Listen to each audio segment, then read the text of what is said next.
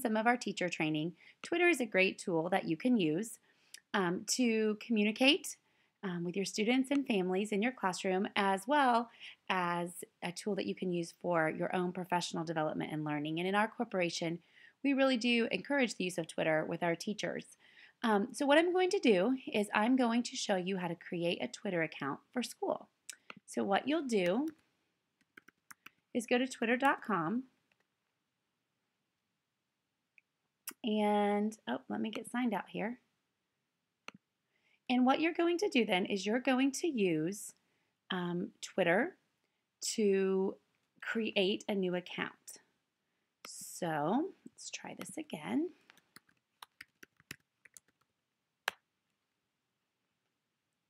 Okay, so what you'll do is you'll go to sign up to create a new account, and you will add your name, and I'm going to create a Twitter account for someone else since I already have one.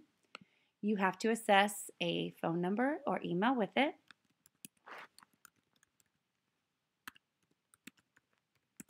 It's important that you're able to check that email because sometimes it does ask you to verify some things.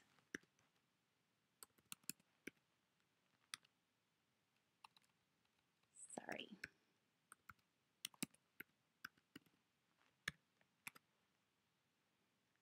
Okay, and click sign up.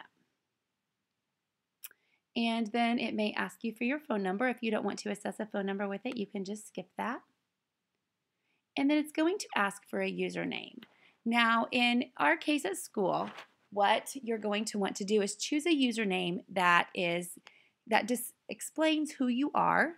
Some of our teachers use like their first and last, like Mrs. Johnson 1 for their Twitter handle, just something that identifies you.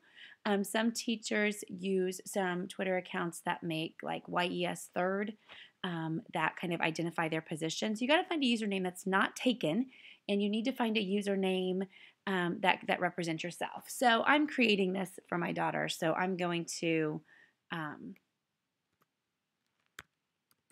make one that pertains to her. You need to be mindful of the number of, oh look, it's already taken.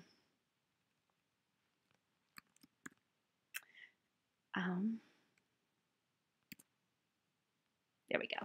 You need to use one that's not a whole lot of characters because in a tweet you only have 140 characters to use. And it's important that you kind of conserve those for the messages you want to send. So you need to put something here and then hit next that you want to use. Now, it's going to help you walk through the process of setting up a Twitter account. And it's going to ask you to pick all of the things that you're interested in here. You can try to pass that. Let's see if it'll let us do that. Yes. And then it'll ask if you want to follow all of these or not follow them. Go ahead and select. If you select that, it won't do it. It'll take all those away for you. Then this is your profile picture. What you'll want to do is insert a picture right in here.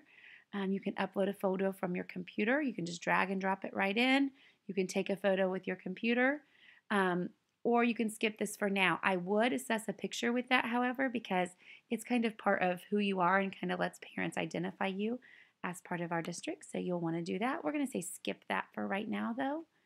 And then it'll ask you to help find people that you know, and again, you can do that or you can skip that. Now remember, you're using this account for professional use, so it's going to be very important that you follow things that are appropriate, that you would want your parents and students knowing that you're following. So again, I would suggest a personal Twitter account for your own personal use. We have a lot of teachers ask if they should make their accounts private, which means people have to ask in order to follow you. You're not required to do that, but you certainly can. In order to do that, you need to just go to your little profile picture here, which Zoe doesn't have one yet, so it's an egg. And you'll go into settings here, and it'll show you everything that you have assessed to that. So right now it shows your username, the language that you're in, those kinds of things. This is a point where if you ever want to deactivate your account, you can do that. So that's in there as well. Let's see if here in settings, if we can find where you make that private now. Security and privacy. We're going to go right over here. Sorry, I have not done this for a while. Okay, so what you're going to do over here with security and privacy is you are going to only select protect my tweets if you want people to have to ask to follow you. So if you want to do that, you just have to check that there, and then tweets are protected. There's a lot of other things here, like let others find me by my email address. That would be ways to if you take that off, they'd have to know your Twitter handle to find you, which may be a good idea because you're going to give that to your parents or to your students, so that would be fine. It gives just a little extra layer of security there. Many of our teachers have public accounts. That's totally, you're allowed to have a public account. It's totally up to you. I will tell you with the littler children, kindergarten to third grade especially, their parents may feel a little bit better about them being on Twitter if you do mark the protect my tweets option on there. Just select save changes then, and that will apply.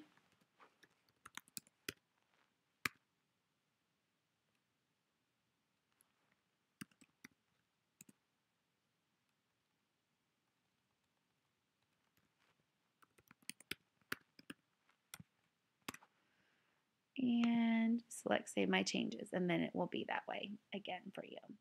In order to use Twitter, if you've never done that before, to compose your very first tweet, you can click a button there, and then you compose what you ever want to say, whatever you want to say here. Remember, all tweets are limited to 140 characters, so you need to be very concise in what you're going to say. You can add photos here just by clicking on this icon. The Twitter app is very user-friendly as well, so if you want to tweet from your iPad or your phone, that is really an easy thing to do. In Twitter, you have the option for direct messaging here. So this is a way, if you just click on the little envelope, this gets you to direct messages, and you can select who to send that to by just typing their name in. Your settings default that you have to be following someone and them following you in order to receive a message from them. You can change that in your settings as well. Most people have it set that you can't direct message them unless they follow you. But some people leave theirs open, so that's just going to depend. In order to follow people, what you're going to do is go up here and do search Twitter, and you can type in the name of some people, and it will come up. So I can try to put my name in here and see if I can find me. So there's my 2 accounts. So if I click on this, then this will show my profile here, and if I click follow, now Zoe is automatically following me. By doing that, you can see a lot of other people with similar accounts. You can go to who I am following and see then if there's anybody in that group of people that you would know to follow. So you can just click on follow that, and because I do not have my tweet set as private, Zoe was just able to follow me instantly without my permission.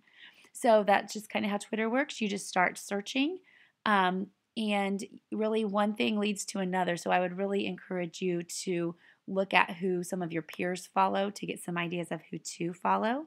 One more time, you just need to search up here